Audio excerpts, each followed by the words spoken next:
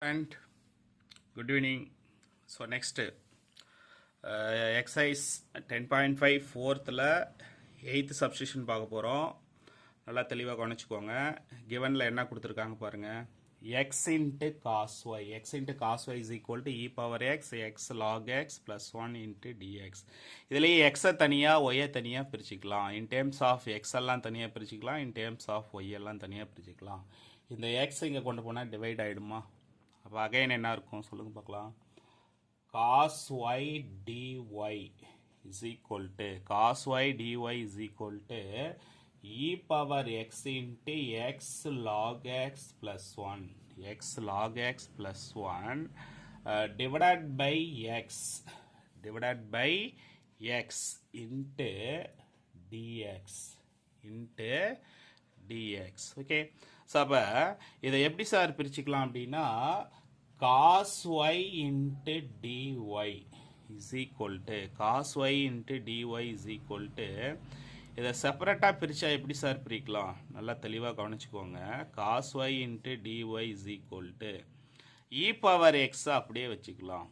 வெளியில் இருக்கக்கூடிய e power x அப்படியே வச்சுக்கலாம். இதை எக்ஸால் இந்த எக்ஸுங்கிறது இதுக்கும் காமன் அந்த எக்ஸால் டிவைட் பண்ணிங்கன்னா என்ன வரும்? இந்த எக்ஸும் கேன்சல் ஆகிட்டா மீதி என்ன இருக்கும்? log x. மீதி என்ன இருக்கும்? log x plus 1 by x into dx plus 1 by x into dx. Okay. அப்போ both side integrating with respect to x. அப்போ integral cos y into dy okay is equal to integral e power x into log x plus 1 by x into dx 1 by x into dx okay. So அப்போ both side integrate பண்ணும்போது என்ன sir வரும்? Okay, இப்போ இங்கே ஒரு ஃபார்முலாவை நான் apply பண்ண போகிறேன். ஆல்ரெடி நம்ம 11th ஸ்டாண்டர்டில் படித்த ஃபார்முலா தான். Integral e power X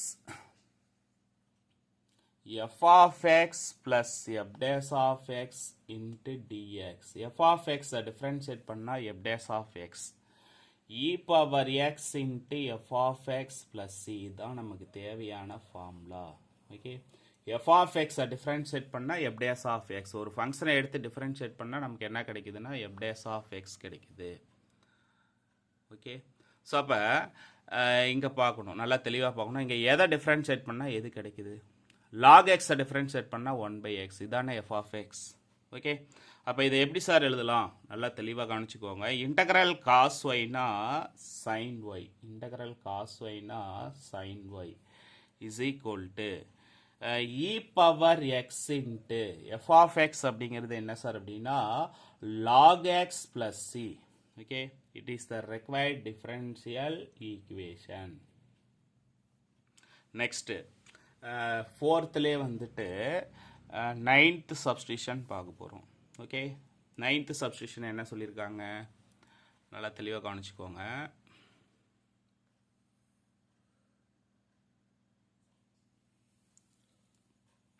tan y into dy by dx is equal to cos x plus y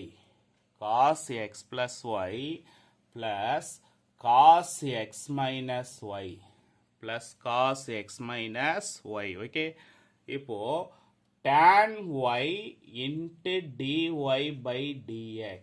cos x plus y க்கு என்ன formula? cos a cos b minus sin a sin b.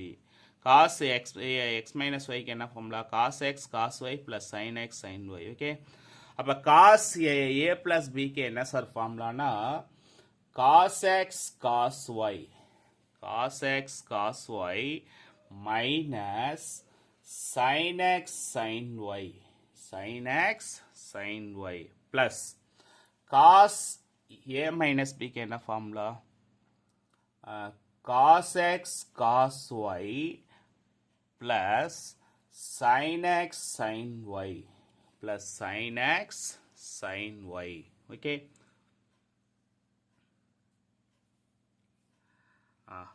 அடுத்தது tan y into dy by dx, tan y into dy by dx is equal to, இதில் என்னென்ன sir cancel ஆகுனா நல்லா தெளிவாக கவனிச்சுக்கோங்க.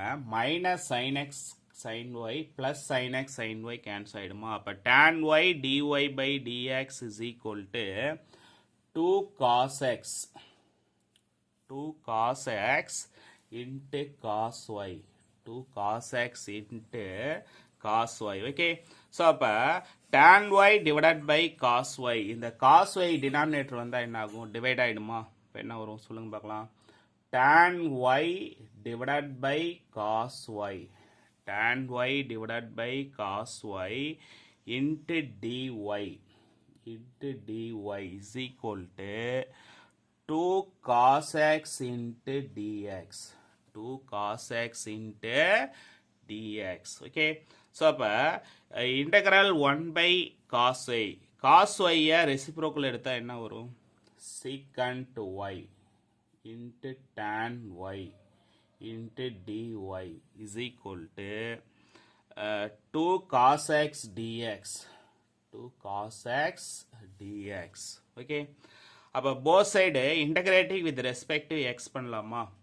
integral secant y into tan y into dy is equal to 2 into integral cos x into dx, integral cos x into dx. அப்போ secant x into tan x integrate பண்ணா என்ன வரும், secant y is equal to 2 into cos x integrate பண்ணா என்ன வரும், sin x, cos x integrate பண்ணா sin x plus c. It is a required differential equation. Okay student, thank you. Notes நல்லா கிளியராக எழுதிக்கோங்க. நம்ம சேனல் அப்படியே சப்ஸ்கிரைப் பண்ணுங்கள் ஸ்டூடெண்ட்ஸ். தேங்க்யூ.